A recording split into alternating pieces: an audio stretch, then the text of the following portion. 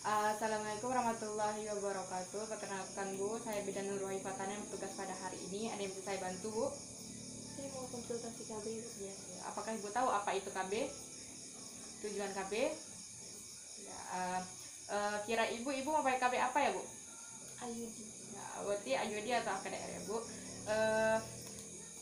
AKDR itu adalah dia metode kontrasepsi yang mengandung hormon seperti huruf T dan dimasukkan melalui vagina.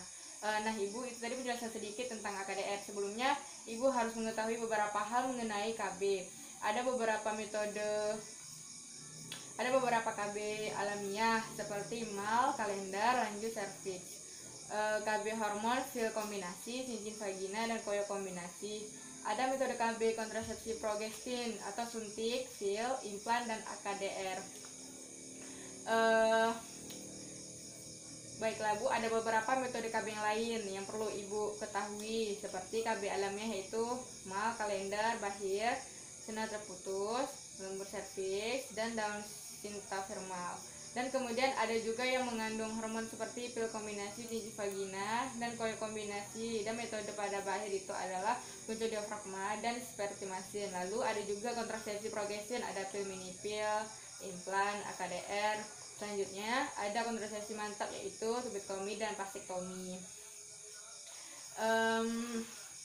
Nah Ibu, tadi saya sudah menjelaskan sedikit tentang metodenya.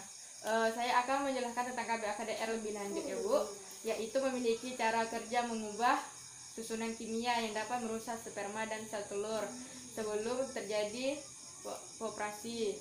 Diselubungi kawat halus terbuat dari tembaga, dan adapun keuntungannya yaitu berlaku jangka panjang dan tidak berpengaruh terhadap ASI. Kemudian dapat segera dipasang pasca persalinan secara overtus, dan dapat digunakan sampai menopause. Ada juga kerugiannya Bu, yaitu untuk memberikan perlindungan terhadap infeksi penularan seksual dan melakukan pemeriksaan dalam sebelum melakukannya. Kemudian perlu tenaga terlatih untuk pemasangan dan pencabutannya Bu.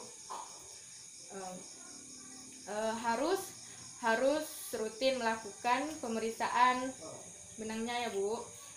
Untuk perempuan tidak boleh menggunakan KB ini. Adapun kemungkinan hamil pendarahan pervagina yang tidak diketahui infeksi pada organ reproduksi, kemudian HIV, radang panggul, infeksi setelah melahirkan, dan kanker pada genitalia. Adapun efek samping Bu, efek sampingnya itu selama beberapa hari beraknya flek selama beberapa minggu, haid lebih lama, dan banyak yang keputihan ya Bu. Di sini Ibu bisa lihat bentuk AKDR-nya. Ibu bisa lihat bentuk AKDR-nya seperti huruf T ya Bu. Iya. Apa ada yang ingin Ibu tanyakan? Tidak ya Bu. Kita lanjut ke pertanyaan penapisan dulu ya Bu.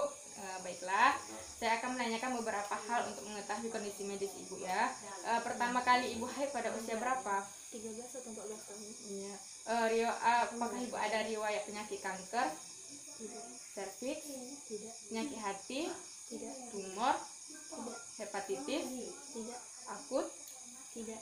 trombel di vena, Tidak. stroke, Tidak. jantung, Tidak. hipertensi, Tidak. obesitas, Tidak. diabetes. Tidak. Apakah Ibu merokok? Tidak juga. Sakit kepala seperti migran disertai aura, Tidak. HIV, Tidak. IMS, Tidak. penyakit radang panggul, Tidak.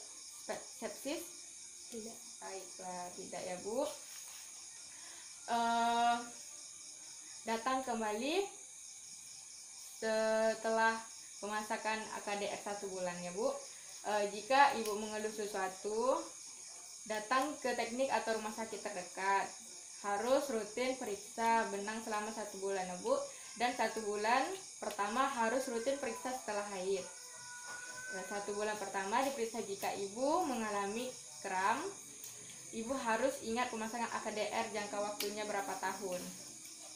Baik Ibu, apakah Ibu sudah mengerti? Iya, sudah. Terima kasih ya Bu.